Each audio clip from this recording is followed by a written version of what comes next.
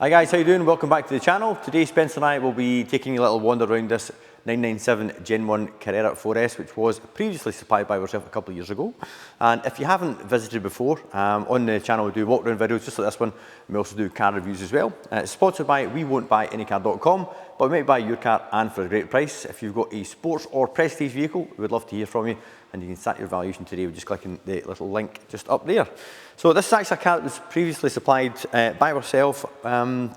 Was it Spencer a couple of years ago? About 2 years ago now. 2 years ago? Yeah. So between the prep that we done prior to sale and the prep that was done, or the ongoing maintenance, all the usual areas of the car have been addressed. So it's had 4 new PASM dampers, all the radiators and associated fittings at the front were replaced.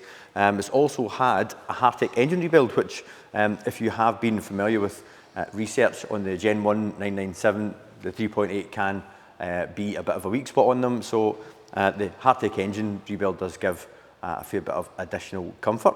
It's a 4S, so we've got the wide body on the back and obviously the added security of 4-wheel drive running gear as well. It's got some nice options on this car, one of which is quite obviously the Cup Aero Kit, which features exactly the same bumper you get on a 997 GT3, and it's also got the big wing on the back there as well. Other features in the car, it's got Bordeaux red leather, electronic xenon headlights. The calipers are, as per a 4S, they've got the bigger red calipers, but this car also has 350mm turbo discs all around, which fill the wheels really nice. A couple other small enhancements. It's got an exhaust mod, so that actually sounds like the way it should, and also it's lowered on eye-back lowering springs with all the associated alignment that was done to make sure the car drives straight and true. Overall, it's a very unique car, been wide body, aero kit, Hartec engine rebuild, and it's of course a manual, because the last thing you would want is a Gen 1 997 with a Tiptronic gearbox. The first gearbox of an automatic variety that you would really want to entertain is the Gen 2, which is the PDK. The torque converter box in the earlier cars is a bit of a disappointment. So this has got a lovely slick 6-speed. It also has a factory fitted short shifter kit as well. But we'll go over the interior once we get to that point in the video. So let's get a look around. So the front of the car has obviously very low, it's black, and been on a 2008. We're now on 17 years old, Yep. Thereabouts. So we've got some light road rash to the front of the car. Now, we can paint the car, it's not an issue, and we're happy to do that in the price. However, if you would prefer to have the car original, then we can obviously just address that in the asking price. We'll sit down and have a discussion about that. We can't unpaint the car, so that's why we leave it like this, and then you guys can tell us, or the potential buyer can then tell us if they would prefer the car painted or not. But the light lenses are all still nice and clear, because these, if you have a look at some of the other 997s on the market, these can start to go opaque, and it really ages the car. And the side repeater lenses as well, these are £900 for a pair, because I've just bought a set of my own, and when these, and see when you hold it in your hand, it's literally just it feels like a cheap plastic aftermarket light. It's not anything fancy. So yeah, so if these are all heavily weathered in these, you're looking at £2,000–3,000 to freshen up the front of the car again. So the light lenses, side repeaters and everything are all nice and clear. We've got the cup split, the splitter on the bottom here as well, which is left in black, because when you paint these, this is always going to touch on the way in and out of car parks and things like that. So you really want to have this left unpainted, because if you paint it, it will literally need painted almost immediately. Because what's that, sorry? The last time you had it? Yeah, put the black splitter on it, the unpainted one. I mean, because that is literally 3 inches off the deck there. Yeah. So moving on to the passenger side, let's get a good look down the length of the bodywork. It's all nice and clean, no parking dents. The back wheel arch is 22mm wider than a narrow-bodied Carrera, and you can really see it from this angle. Wheel all free from damage, got a nice matching set of Michelin Pilot Sport 4S tyres all round.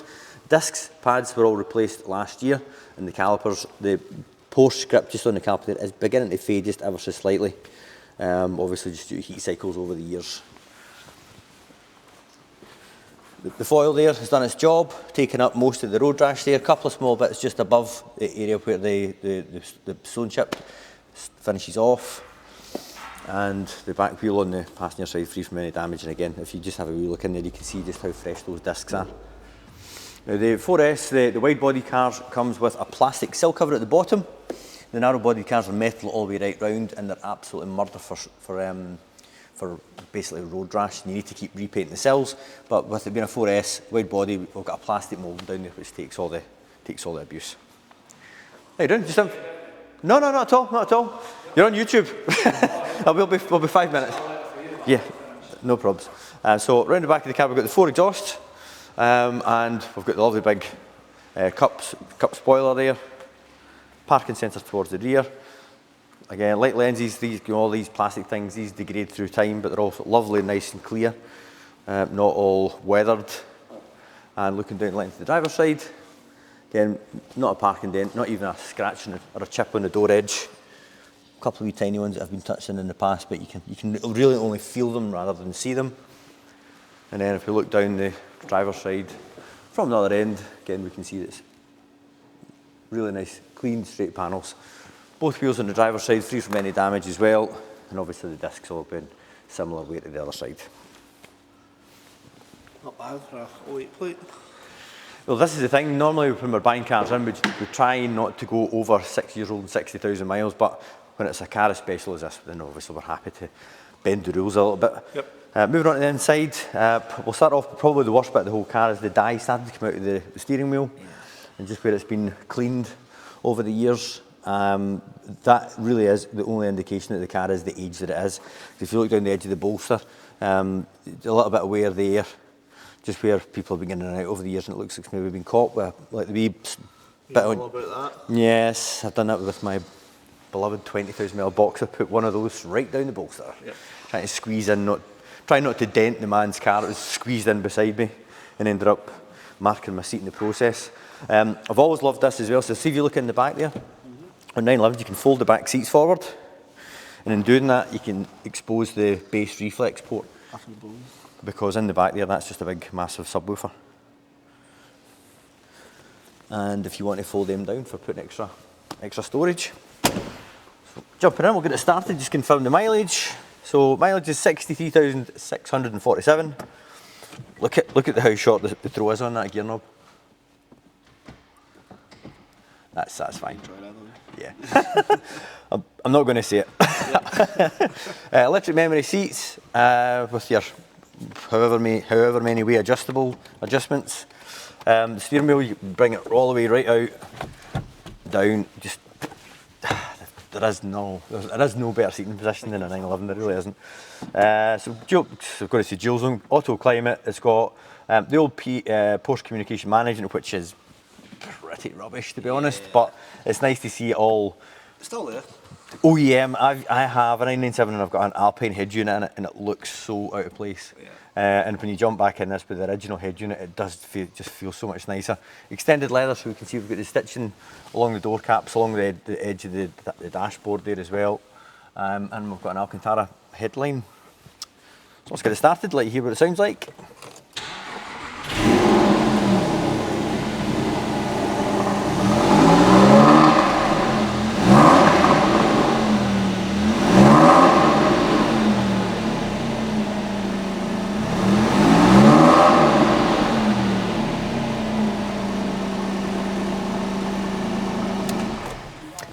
And I forgot a part of specs, get the aluminium fascias on the dials rather than just black. So we'll let you have a little look in the boot area, just to get quite a deep. So this is actually called a frunk because it's the trunk at the front rather than a boot. So you keep with that? So you know, if plenty of space here if we're going away, long weekends, even longer. This also has a Mr. 12 volt system, just when I'm looking at the CD changer. So the CD changer has been superseded by the Mr. 12 volt system. So we have full Bluetooth integration. CarPlay and hence why, exactly. Hence why it's still got the original PSM, because it pulls through Apple CarPlay. Yeah, great system. Forgot about that. And then we'll have a little look in the probably the most underwhelming engine bay of any manufacturer. That's all you get. It's like looking into the back of a dishwasher. Yeah, it's in your engine mounts. Yeah, so RSS engine mounts, I was a little bit worried that these were going to make things a bit too harsh, but you wouldn't even know they were there. It just sharpens up the throttle response and the gear shift. And that's us, guys. So thanks very much for making it to the end of the video. Hope you found it useful. If you would like to drop us a wee message if you've got an interest in the car, you can do that through the website, jimmyglen.com. There'll be also a link in the description below. And if you want to give us a wee call, 01236 77 9000. I'm always happy to chat over any questions you've got on the car. Please do consider subscribing. You can do that with clicking the James Glen logo up here. And I'll put a little road test to another Porsche just down there. Thanks very much.